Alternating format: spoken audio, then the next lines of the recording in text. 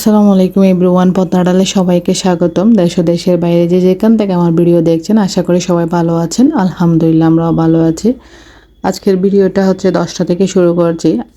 Breakfast of camera অনেক কাজ করে এখন দুপুরের রান্নার জন্য প্রিপারেশন নিচ্ছি।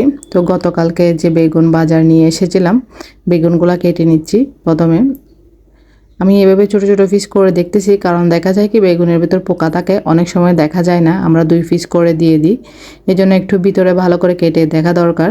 আর বেগুন শুটকি দিয়ে রান্না করলে না অনেক মজা খেতে। শিম বিচি দিয়ে শুটকি, আমরা চট্টগ্রামের মানুষরা শুটকির সাথে তারপর শিম বিচির সাথে এভাবে খাওয়া হয় বেশি। বিচি আর শিম জাতীয় জিনিসের সাথে বেগুনটা বেশি খাওয়া হয় ভাজি হিসাবে, তবু অনেক কম খাই। তো কথা বলতে বলতে আমার বেগুন কাটাও হয়ে গেছে, সাথে শুটকি কেটে নিচ্ছি এখন। যেহেতু শুটকি দিয়ে রান্না করব, তো শুটকি এখন কেটে নেব একটা, কেটে ফ্রিজে রেখে দেবো বাকিগুলা। আমি শুটকিটা সবসময় কেটে সুন্দর করে নর্মাল ফ্রিজে রেখে দিই, কারণ দেখা যায় কি বাহিরে রাখলে অনেক দিন থাকলে পোকা এসে যায়।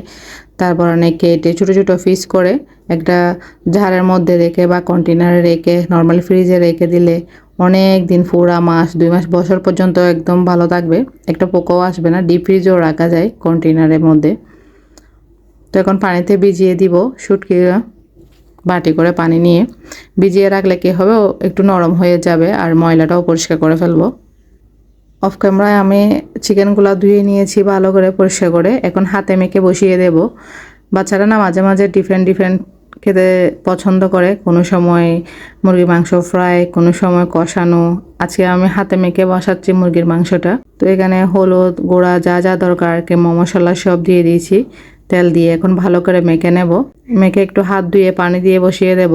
চিকেন বসিয়ে দিয়েছি, আরেক চুলায় আমি বেগুনটা বসিয়ে দিচ্ছি। তেল গরম হয়ে আসছে, দিয়ে দিচ্ছি পেঁয়াজ রসুন একটু আদা, সাথে মরিচের গুঁড়া হলুদের গুঁড়া দিয়ে নেড়ে ছেড়ে দেবো। এখন আসলে বেগুনটা আমি এভাবে কষিয়ে রান্না করে, অনেক সময় দেখা যায় অনেকে মানে হাতে মেখে দিয়ে বসিয়ে রান্না করে, আমার এভাবে ভালো লাগে রান্না করতে। শুটকি দিয়ে মানে এভাবে কষিয়ে রান্না করলে খেতে অনেক মজা। আসলে শীতকালে সবজিগুলো না খেতে অনেক মজা হয়, যে কোনো সবজি খেতেও ভালো লাগে। বেগুনের জন্য পেঁয়াজগুলো কষিয়ে নিয়েছি, এখন বেগুনগুলো দিয়ে দিব আমি, দিয়ে নেড়ে ছেড়ে দিয়ে 10 মিনিটের জন্য গুঁড়ে দেব, যেন সিদ্ধ হয়ে আছে। বেগুন যতই সিদ্ধ হয় না দেখতে কিন্তু কাঁচার মতো লাগে, মাঝে মাঝে একদম রান্না করতে ইচ্ছে করে না, এত আলসেমি লাগে যা বলার মতো না। কিন্তু বাচ্চাদের জন্য তো সব কিছু রেডি করে দিতে হয়, যেহেতু ওরা এখনও ছোটো, কেউ রান্না করে খেতে পারে না। বেগুন দেখুন মাশাল্লাহ এখন প্রায় হয়ে এসেছে। পর্যায়ে আমি একটু পানি দিয়ে দিচ্ছি, ভালো করে সিদ্ধ হয়ে যাবে আর একটু ঝোল ঝোল থাকবে, খেতেও অনেক মজা। শীতকালে বেগুন, শিম, ফুলকপি এই সবজিগুলো, ব্রোকলি খেতে অনেক ভালো লাগে। বেশি বেশি করে সবজি খাওয়া দরকার, যেহেতু এখন শীতের মৌসুম, সবজিরও মৌসুম। চিকেন একদম রেডি হয়ে এসেছে, এ পর্যায়ে আমি নামিয়ে নিব। নিয়ে তেলের মধ্যে চিকেনগুলো একটা একটা তুলে ফ্রাইতে দিয়ে দিয়েছি। আমি দুনো পিঠ একটু হালকা হালকা লাল করব, এভাবে খেতে অনেক ভালো লাগে আমার, বাচ্চারাও অনেক পছন্দ করে। এখানে আরেক পিঠ উল্টিয়ে দিয়েছি, এভাবে হালকা লাল করেছি। কালারটাও দেখতে মাশাআল্লাহ অনেক সুন্দর। চটপটভাবে চিকেনটা রেডিও হয়ে যায়।